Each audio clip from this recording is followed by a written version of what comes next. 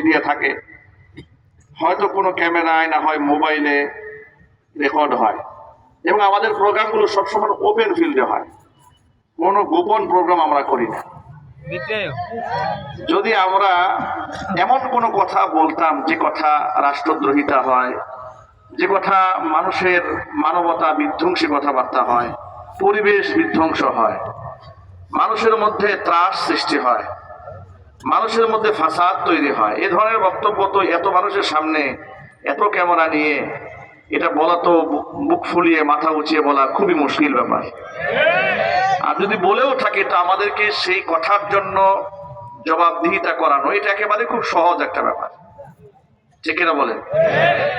কিন্তু বিগত জীবনের কোনো বক্তব্যের জন্য আমাদেরকে কোনোদিন কোনো প্রশাসনের কর্মকর্তারা বলেন নাই যে আপনার এই বক্তব্যটা রাষ্ট্রদ্রোহিতা হয়েছে, এই বক্তব্যটা আইন অনুযায়ীভাবে ঠিক হয়নি, ধর্মদ্রোহিতা হয়েছে বা সমাজ বিধ্বংসী কাজ হচ্ছে এই বক্তব্যের কারণে, এমন কোনো অজুহাত তারা দেখাতে পারেনি।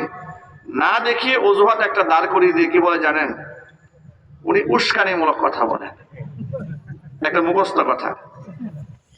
যার ধরুন মুখস্থ কথা বলার কারণে যেহেতু তাদের কাছে উল্লেখযোগ্য কোনো কারণ থাকে না, এই জন্য আমাদের নামে তারা যখন মামলা টামলা দিয়েছে, কারণ মামলা দিতে গেলে তো আমার সঠিক কারণটা দর্শাতে হবে, সঠিক কারণ দর্শাতে না পেরে তারা আমাদের নামে কি মামলা দিয়েছে?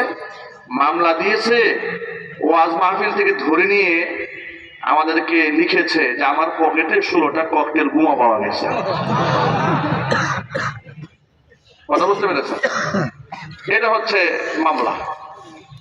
মামলা কি দিল? আমরা মানিকগঞ্জে মাহফিলে গেলাম, শুনলাম গাজীপুরে আমাদের নাম মামলা হয়েছে, আমরা গাড়ি আগুন দিয়ে পুড়িয়ে দিয়েছি, মামলা দিয়েছি। এই ধরনের রাজনীতি যারা করেন অনেক সময় আমি প্রতিবাদ জানাই, আর এই প্রতিবাদ জানানোটা ইমানি দায়িত্ব থেকে করি। সবসময় মনে রাখবেন, সত্য পথের পথিক যারা হয় তারা নির্ভীক হয়। তারা আমাদেরকে কখনো ভয় দেখাতে পারেনি, অনেকবার চেষ্টা করেছে, কখনো মামলা দিয়ে ভয় দেখাতে চেয়েছে, কখনো বাড়িঘর উচ্ছেদ করে দেওয়ার চেষ্টা করেছে, প্রতিষ্ঠানে হানা দিয়েছে, ঘর বাড়ি তছনছ করেছে আমাদেরকে একটু দমানোর জন্য।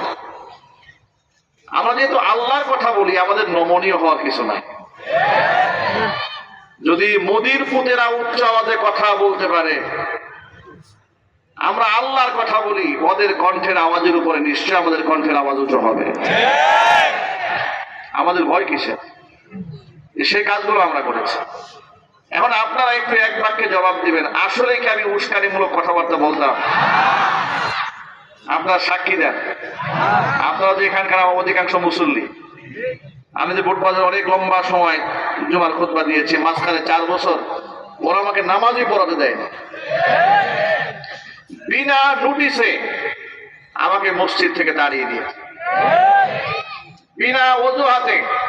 মোটামুটি বলেছে একটা কারণ দেখান, তারা বলেছে কোনো কারণ নাই, উপরের নির্দেশ, উনি নামাজ পড়াতে পারবে না। উনি নামাজ পড়ালে এলাকার মধ্যে বিশৃঙ্খলা তৈরি হবে। সবসময় মনে রাখবেন, ফিরআউনের কাছে হযরত মূসা কখনোই ভালো হতে পারে নাই, নমরুদের কাছে ইব্রাহিম আলাইহিস সালাম কোনো কালেই ভালো হতে পারেনি, আবু জাহালের কাছে মুহাম্মদ সাল্লাল্লাহু আলাইহি ওয়াসাল্লাম কোনো কালেই ভালো হতে পারেনি। মুহাম্মদ সাল্লাল্লাহু আলাইহি ওয়াসাল্লামের উত্তরাধিকার সত্যিকারের উলামারা আবু জেহেলের নাতিপুতিদের কাছেও কোনোদিন ভালো হতে পারবে না। আমরা এটা ধরে নিয়েছি ওরা আমাদেরকে কখনো ভালোবাসবে না, এটা ভালোবাসা সম্ভব নয়। কেন সম্ভব নয়? তেল আর পানি যেমন মিলিত হয় না, কুফর এবং শিরিক যেমন মিলিত হয় না, হক এবং বাতিলও কোনোদিন মিলিত হতে পারে না। সত্য পথের পথিক হিসেবে আল্লাহ তাআলা যেন আমাদের সকলকে কবুল করেন। আরো চিৎকার দিয়ে বলেন আল্লাহুম্মা আমিন। আলহামদুলিল্লাহ,